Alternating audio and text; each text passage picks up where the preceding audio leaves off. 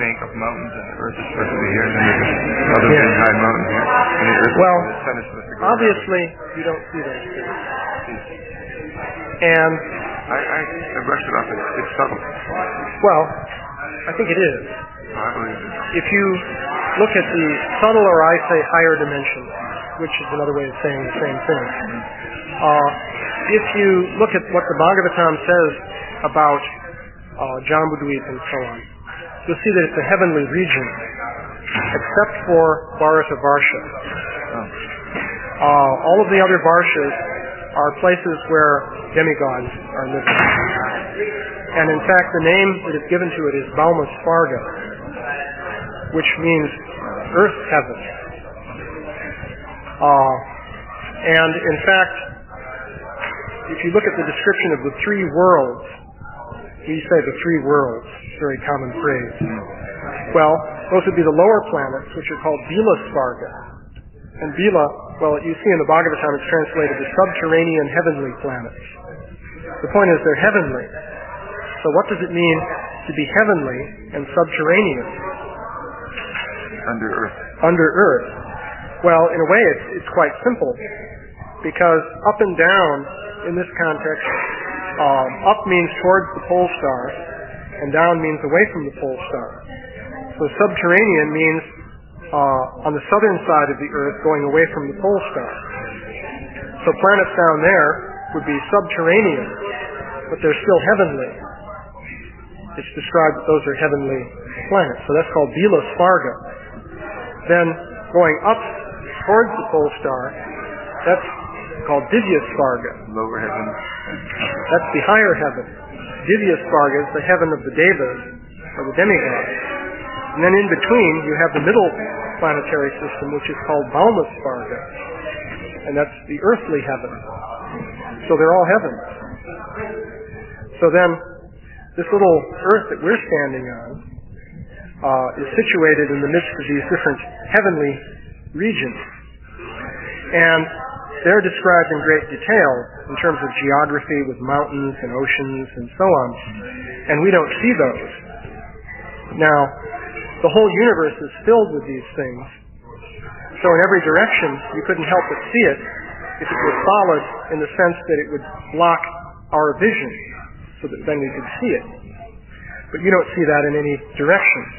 Here in the northern hemisphere, you can look at all the northern stars and so on, and southern stars down to a certain degree. And if you go down to the southern hemisphere, you can see the southern constellations and so on. So you can look in all 360 degrees in every direction, and all you see is stars from the Earth. But all these other things are there. So the point that I've made is that these are higher dimensional. But higher dimensions also include three dimensions, so they still have location in three-dimensional space. But they're subtle or higher dimensional or relate to our different. They don't relate to our eyes. Now, Śrīla Prabhupāda said in a couple of conversations back in 1976, he was, well, basically, of course, he raised this whole problem of presenting the fifth canto. And Pushkar, in fact, had made these gigantic pictures of the fifth canto in Vrindavan. And so they were looking at these pictures, trying to figure out what it all meant. And the devotees were saying to Śrīla Prabhupāda, well, how can you go around the globe if it's like this? I mean, this definitely looks flat. So how can you get around? Because we've all gone around in jet planes.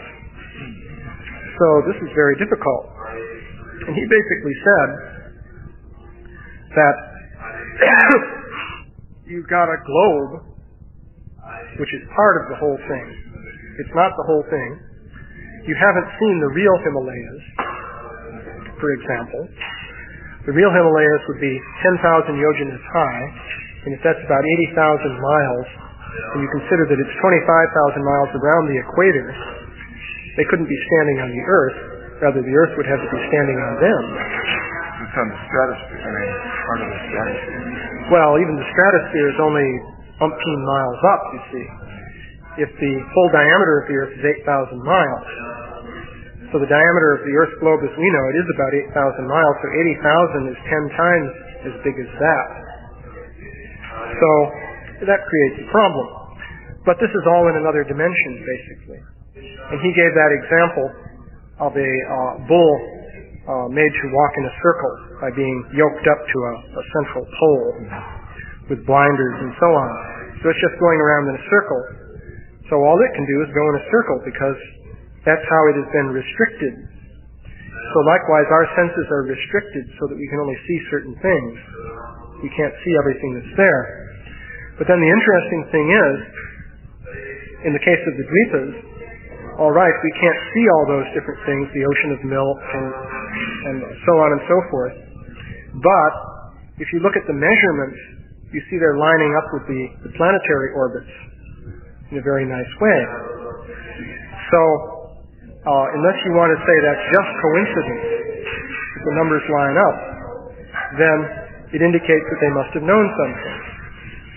And you can even use a standard statistical formula to say what the probability is that it's not coincidence. And it's at least a 95% chance that it's not a coincidence if you calculate using standard statistical methods that they use. So, and that's considered statistically significant in scientific testing. So you could say, if it's 95%, it can't be right. Yeah, 95%.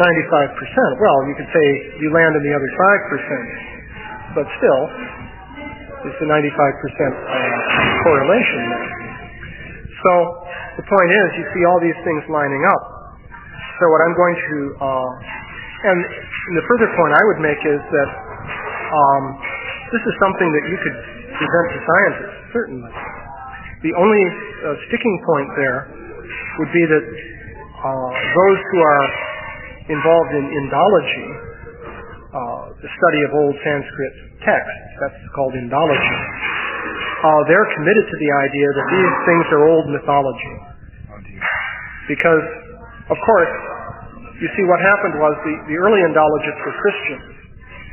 So they wanted to prove that the Hindu scriptures were mythology so that they could convert everyone to Christianity. So they started using science in order to do that. So that turned out to be a double-edged sword, because back at home, people were using science to prove the Bible was mythology. So science sort of cut the ground right out from under them.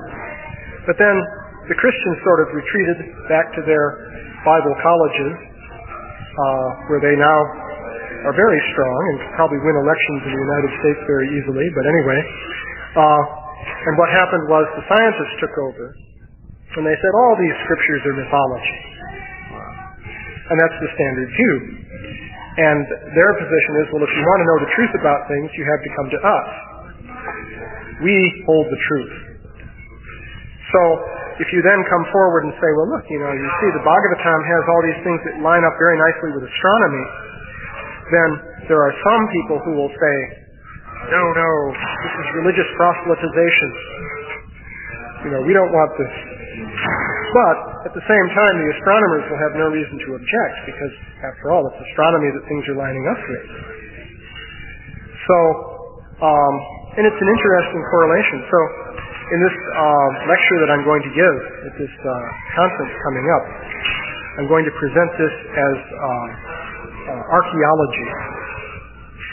I'm going to say what we have here are artifacts of ancient scientific knowledge within old Sanskrit texts.